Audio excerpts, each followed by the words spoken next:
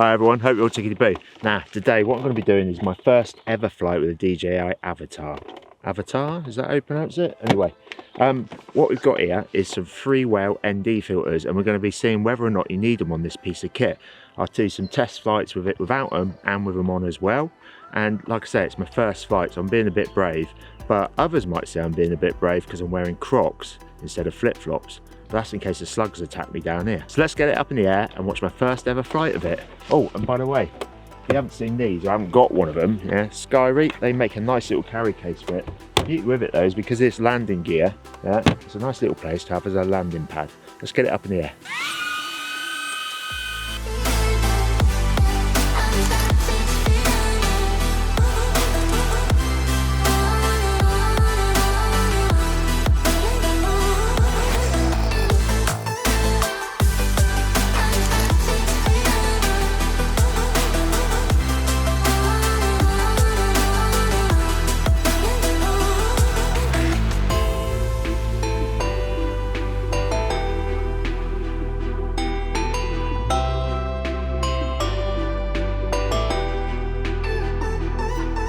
Hang on, Heath.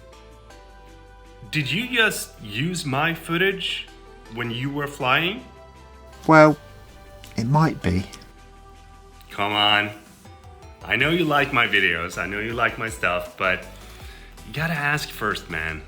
I can't just give it to you. You gotta practice more. Gotta practice more in the simulator, then you can get those cool shots. But I know you have it, so keep practicing, man. I know you're gonna crush me flying manual, for sure. Alright then, hands up, it was Peter's footage, but we will be using my footage later on when we're testing these ND filters.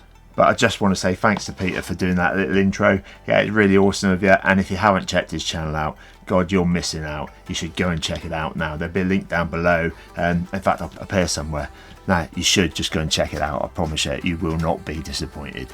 You see, the Avatar itself, if that's how you pronounce it of course, is a lot harder to fly than your traditional drones. And I will be making a few videos a bit later on of my experience of going from being a traditional drone flyer, I'm reasonably good at that, to the first time experience of flying an FPV drone. And believe me, it's hard, even with the capabilities of this drone, which is absolutely superb, but we'll see those a bit later on. So if you fancy watching them, don't forget, hit the old subscribe button so you don't miss out, as I even attempted to fly it through the Discovery, which to be honest with you, was a bit of a silly idea with my first flight on the Avatar. Talking of silly ideas, here's a joke of the week. What did the computer mouse say to the keyboard with just my type? So let's have a quick look at these little ND filters, and then we'll check out the footage, and then you can decide whether or not you need to buy them. Oh, and by the way, this is that case, the one we had in the video, okay? Basically, you can fit everything in here that you want. It's a great bit of kit. As you can see, it holds everything you need, and I will be doing a quick review on it in another day. And as you can see, it's even got space for the DJI FP2 controller, which is currently out of stock. The other thing as well, it's waterproof, and as you saw in the video, you can use it for the landing pad because it's on that Avatar. It hasn't got much room, especially if you're in the grass. So let's have a look at the filters themselves. So here they are. They come in a nice little case. Okay, you've got an ND8, a 16, a 32 and a 64 in there, and it's a nice magnetic closing case. I do like the sound of that.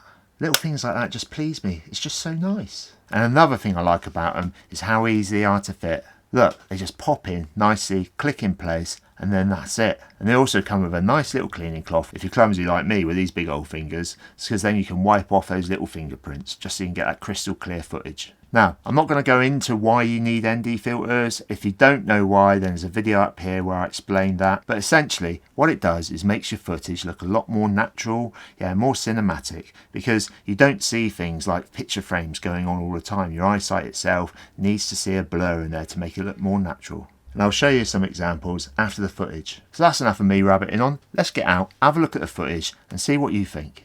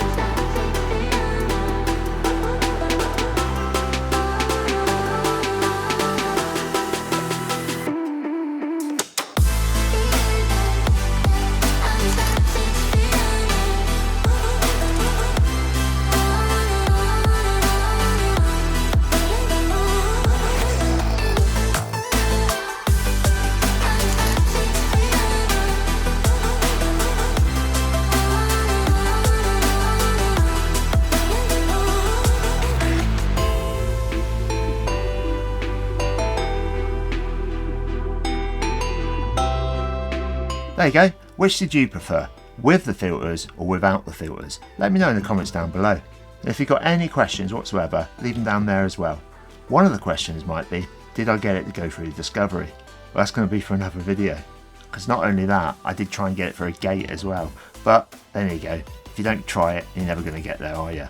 As for that motion blur, basically it's achieved by doubling your shutter speed against the frames per second. So at 25 frames per second, you need to go to 50, at 30 to 60, and so on. But when you do that, what you understand is that the exposure will be well out, especially out in daylight and things like that. And that's where these act as sunglasses effectively. And as you can see here, if that shutter speed is set higher than double, then when you pause the video like this, everything is sharp, crystal clear. But when it's set correctly, at the double the frame rate, you get this nice motion blur, which will make it look more natural and cinematic, just like this. So as to the filters themselves, yeah, they're from Freewell, as I said earlier on. And to be honest with you, I've only started using Freewell recently, but I find them a lot better than what I've always used in the past, which is the Polar Pro ones.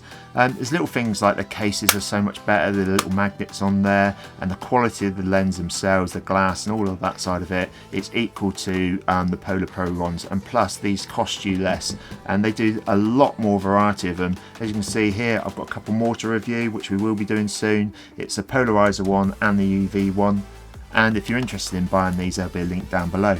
Thanks again, Peter, for letting me use that footage and doing the intro. If you haven't checked this channel out, everyone, like I said earlier on, go and check it out, you won't be disappointed. So that's it for today, everyone. If you've enjoyed it, you know what to do. Thanks for watching, stay safe out there, have fun making stuff, and always keep smiling. Cheers for now.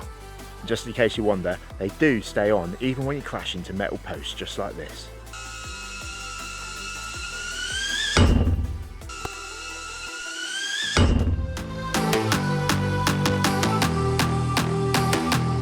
But when it's set correctly at double the shutter rate, but when it's set, fucking hell, how come I can't get this out? 1, 2, 3. But when it's set correctly at double the frame rate, why can't I say rate? Wait, I sound like Jonathan Ross, don't I? If you don't know who he is, look him up. You get this nice motion blur. Nice.